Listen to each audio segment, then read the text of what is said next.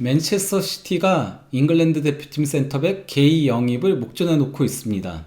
왜 맨시티가 게이 영입에 나섰는지, 그리고 게이는 맨시티에게 딱 맞는 조각일지 해당 부분들에 대해 체크해 보도록 하겠습니다. 먼저 그 잉글랜드 1티어 기자죠. 데이빗 온스테인이 맨시티가 팰리스의 게이 영입을 위한 계약 마무리 단계에 있다. 약 2천만 파운드의 이적료에 더해 보너스 및 세론 조항이 포함되어 있고 계약 기간은 5년 6개월이다 라고 보도를 했습니다. 단순히 온스테인 기자만이 아닌 이적 전문가인 파브리치오 로마노 기자도 히어리고를 띄웠고요. BBC도 게이 이적이 성사 직전에 있다라고 보도를 했습니다. 심지어 팰리스의 올리버 글라스너 감독조차도 게이가 맨시티에 합류할 가능성이 매우 높다고 확인해 주었습니다. 이게 기자회견에서 나온 얘기인 건데요. 이적 딜은 최종 국면에 다다랐다. 이로 인해 게이는 내일 우리와 함께 뛸 수 없다라고 하면서 명단 제외 소식을 알렸고요. 그러면서 선수가 원하면은 딜은 이루어지기 마련이다. 지금은 성사될 가능성이 매우 높아 보인다 라고 한 겁니다. 그러면 왜 맨시티는 게이 영입에 나섰는가? 현재 맨시티는 센터백 줄부상에 시달리고 있습니다. 그바르디올은 사실상 시즌 아웃이고요. 후벤 디아스도 부상 중에 있고요. 그리고 존 스톤스도 현재 나오지 못하고 있습니다.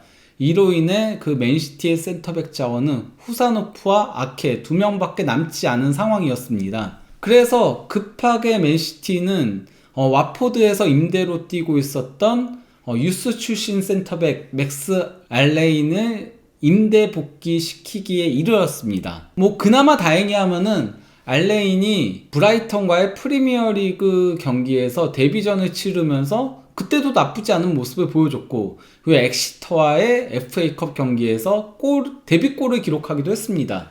그리고 뉴캐슬과의 리그컵 경기에서도 무실점 2대0 승리에 기여를 했는데요. 그러면서 이제 맨시티 수비에 새로운 희망으로 떠오르고 있죠. 거기다가 이제 그 지난 겨울에 영입한 우즈베키스탄 스타 센터백이라고 할 수 있죠. 후사노프 역시도 최근 3경기에 모두 선발 출전해가지고 맹활약을 펼치고 있습니다. 특히 뉴캐슬전에서는 환상적인 수비를 선보이면서 그러면서 해당 경기 최우수 선수에 선정되기도 했습니다. 그러면서 후사노프와 알레인이 좋은 활약을 펼치고 있긴 하지만은 문제는 이 두 선수 모두 너무 어린 선수라는 거죠. 후사노프는 21세, 그리고 이제 알레인은 20살밖에 되지 않거든요. 거기다가 알레인은 프로 경력도 상당히 부족하다라고 할 수 있고요. 그러다 보니 게이 영입을 통해 주축 센터백들의 부상 공백을 메우겠다라는 거죠. 그러면 이제 게이는 어떤 선수인지 살펴보도록 하겠는데요. 게이는 원래 그 첼시 유스 출신입니다. 하지만은 첼시에서는 데뷔를 하지 못했고요. 그런 가운데 이제 챔피언십 구단인 스완지로 임대를 가서 거기서 이제 그 상당히 인상적인 활약을 펼쳤습니다. 이에 그 팰리스가 2천만 파운드의 이적료를 들여서 첼시에서 2021년 여름 게이를 영입하는데 성공했고요. 이후 게이는 팰리스 핵심 센터백으로 활약하면서 줄곧 주전으로 맹활약을 펼치기 시작을 했었습니다. 근데 이제 그 게이는 거의 철강에 가까운 선수예요. 그동안 커리어를 보면은 스완지에서 3경기 부상으로 결정을 했었고요. 그리고 또 이제 팰리스에서도 부상으로 결정한 경기는 17경기가 전부입니다. 3시즌 동안 말이죠. 게이가 팰리스에 입단한 이래로 152경기에 출전을 했고요. 14골에 관여를 했고요. 그러니까 골과 도움을 기록을 합친 게 이제 14개의 공격 포인트인 거죠. 그리고 또 이제 무실점 경기가 40경기에 태클 206회, 그리고 경합승리 670회, 그리고 또 이제 롱볼 557회를 기록을 했습니다. 그러면서 이제 그 해당 수치들에 있어서 프리미어리그 센터백들 중에서는 모두 다 상위권에 이름을 올리는 그런 괴력을 과시를 했었는데요.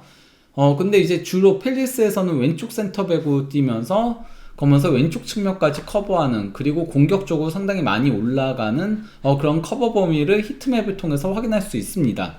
개인은 볼을 끌고 올라가는 능력도 있고 이제 그 패스 능력도 상당히 좋은 선수거든요. 빌드업에도 능한 현대적인 센터백이라고 할 수 있죠. 특히 이번 시즌 개인은 프리미어리그 전경기에 출전을 했고요. 그리고 컨퍼런스 리그 6경기, 리그컵 3경기, 그리고 또 이제 커뮤니티 실드랑 FA컵까지 무려 33경기에 출전해가지고 3골 4도움을 기록했습니다. 이와 함께 개인은 이번 시즌 유럽 5대 리그 선수들 중에서 출전 시간 4위에 당당히 이름을 올리고 있습니다. 2831분을 소화했거든요.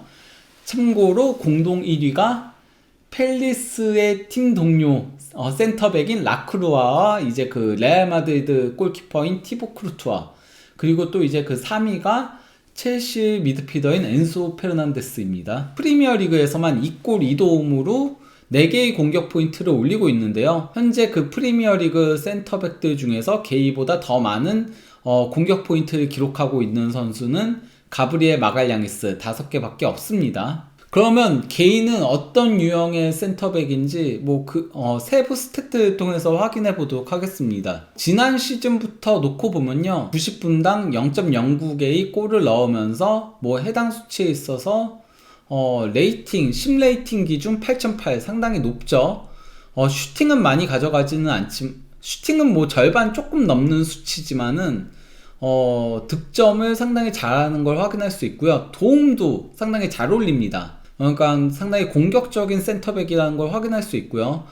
패스 성공은 절반에 조금 미치지 않지만은 이건 이제 그 팰리스의 팀 스타일이 어느 정도 영향을 끼쳤다라고 확인할 수 있습니다. 팰리스가 아무래도 점유하는 축구를 하진 않거든요. 도리어 역습 축구를 하다 보니까 패스 숫자가 조금은 적을 수밖에 없는 거고요. 그리고 이제 패스 성공률이 떨어질 수밖에 없는 것도 팰리스가 롱패스를 상당히 많이 하는 팀이거든요. 그러다 보니 게이도 롱패스를 많이 시도를 했고요. 그러면 자연스럽게 패스 성공률은 좀 떨어질 수밖에 없죠. 그러다 보니 이제 그 패스 성공 횟수는 그래도 상위권에 해당합니다. 그리고 또 이제 찬스 메이킹이 상당히 높죠. 그리고 전진 패스도 높고요. 굉장히 도전적인 패스를 많이 하는 선수라고 할 수 있겠습니다. 그리고 팰리스는 아무래도 이제 그 수비를 하는 횟수가 많은 팀이다 보니까 슈팅 차단과 클리어링, 그리고 또 이제 수비 진영에서의 소유권 획득, 그리고 또 이제 태클, 그리고 경합 승리, 그리고 공중볼 승리가 다 이제 평균 이상인 거를 확인할 수 있는 거죠.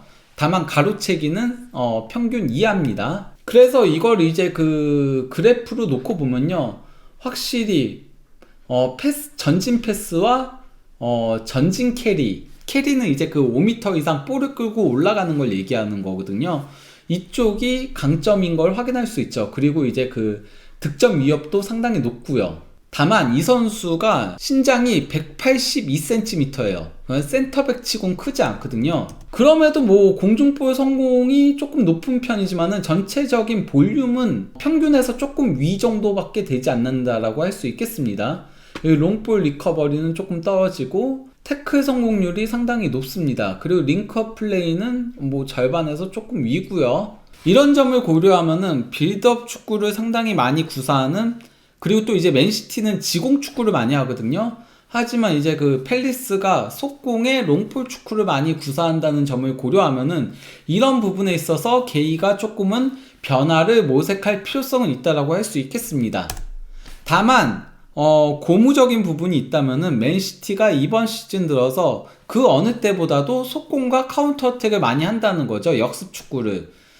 이거는 이제 그 펩 가르디올라 감독이 새로 이제 젊은 선수들을 영입하는 과정에서 빌드업 축구를 더 이상 고집할 수 없는 상황에 직면하다 보니까, 왜냐면 이제 맨시티가 최근에 후사노프 같이 조금은 전투적인 센터백, 그리고 또 이제 마르무시 같이 역습에 능한 공격수, 그리고 사실 홀란도 기존에 있었지만은 홀란 역시도 역습에 강한 선수고, 그리고 또 이제 도쿠도 역습에 강한 선수고, 그런 선수들이 있다 보니까 스타일에 조금 변모를 한 거거든요. 실제 카운터 어택에 의한 그 찬스 메이킹이 지난 시즌까지는 6%를 넘지 못했어요. 전체 그 찬스 메이킹 대비.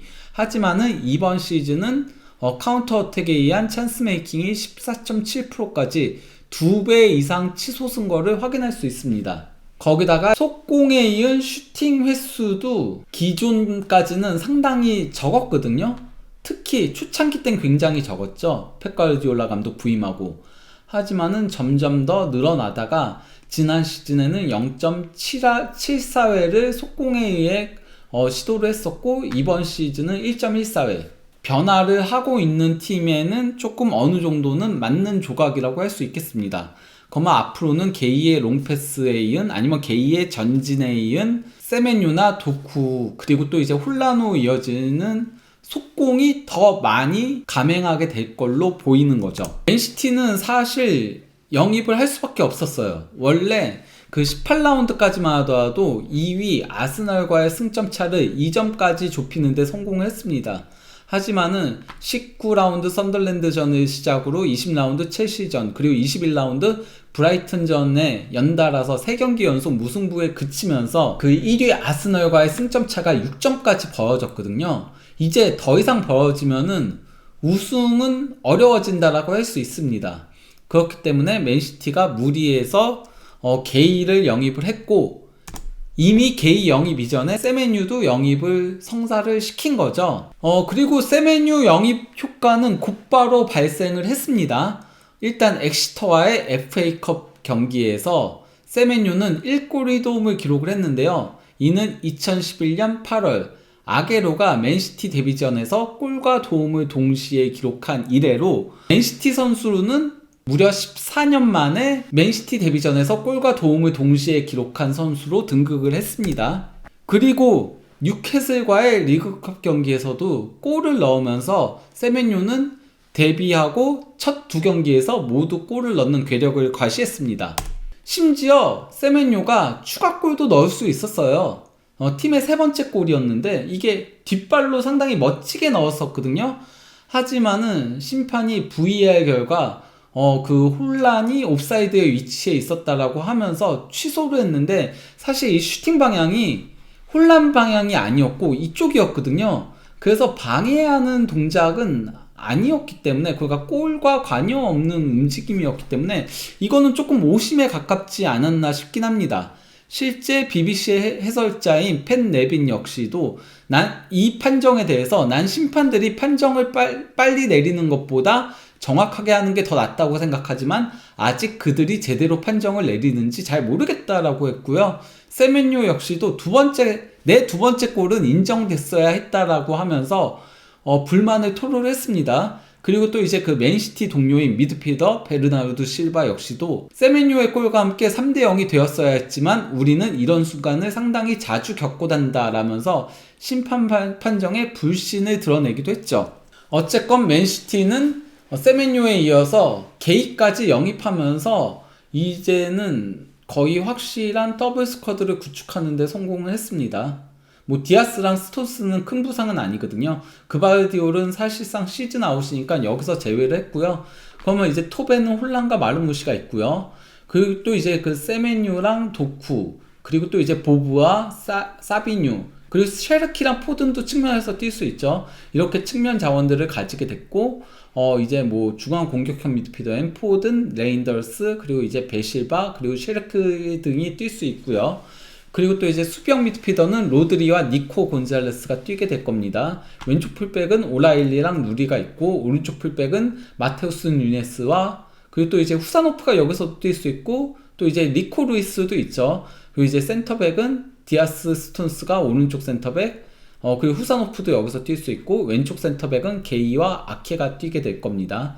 그리고 골문은 돈나룸마 골키퍼와 트래포드가 서게 되죠. 이렇게 된다면은 맨시티는 앞으로 조금 후반기에는 더 탄력을 받고 나갈 가능성이 있습니다. 게이가 팀에 잘 적응한다면 말이죠. 세메뉴는 이미 잘 적응하고 있는 모습이고요. 그러면은 아스날이 조금만 주춤한다면은 맨시티가 충분히 1위를 노려볼 수 있다라고 할 수 있겠습니다. 물론 현재 아스날이 너무 잘 나가서 주춤할지 여부는 지켜보긴 해야 되겠지만 말이죠. 어쨌건 일단 본인들이 잘해야지 그 다음도 기대라도 해볼 수 있는 거니까요. 한편 팰리스는 거의 팀 해체 수순으로 가고 있는 느낌입니다. 글라스너 감독이 기자회견에서 게이의 맨시티 이적 임박 소식을 전함과 동시에 펠리스와 재계약을 체결하지 않고 6월에 팀을 떠날 것이라고 확인했습니다. 그러면서 나는 이미 몇 달 전, 이미 10월에 구단에 새로운 도전을 원한다고 알렸다 라고 한 겁니다. 글라스너 감독 같은 경우는 펠리스 역대 최고의 감독으로 불리죠. 경기당 승점도 가장 높은 감독 중에 한 명이고요. 그리고 무엇보다도 지난 시즌 FA컵 우승을 선사하면서 크리스탈 팰리스에게 구단 역대 첫 우승을 선물을 했었거든요. 여기에 더해 글라스너 감독이 간판 공격수 장 필립 마테타의 이적 가능성도 언급했습니다. 뭐라고 했냐면요, 그 마테타한테는 가격이 있다. 만약 마테타가 떠나길 원하고 이적료를 제시한다면은 우리는 이적 제안에 응할 것이다. 다만 그 금액을 맞추지 못한다면은 그는 남을 것이다 라고 한 건데요. 이미 유벤투스가 마테타 영입에 대해 문의를 했다라고 합니다. 그러면서 이제 그 루치아노 스팔레티 유벤투스 감독 역시도 마테타 영입에 긍정적인 반응을 보였고요. 마테타 같은 경우는 원래 그 마인츠에서 데뷔 시즌에 14골을 넣으면서 스타덤에 올랐지만은 그 다음 시즌은 부진했고, 하지만 2020-21 시즌 7골을 넣은 가운데 후반기에 팰리스로 이적을 했죠. 다만 이제 그 팰리스에서는 첫 3시즌 동안 상당히 고전을 면치 못했습니다. 하지만 글라스너 감독이 부임하면서 2023-24 시즌 16골 넣었고, 지난 시즌도 14골 넣으면서 2시즌 연속 두자릿수골, 그리고 이번 시즌은 21경기에서 8골을 넣으면서 간판 공격수로 활약하고 있었는데요.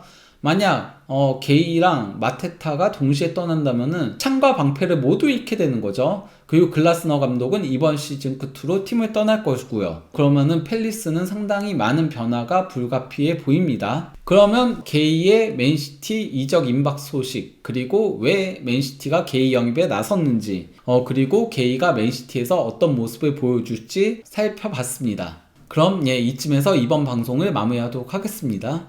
좋아요, 구독, 알림 설정, 그리고 하이프도 많이 해주시기 바랍니다. 감사합니다.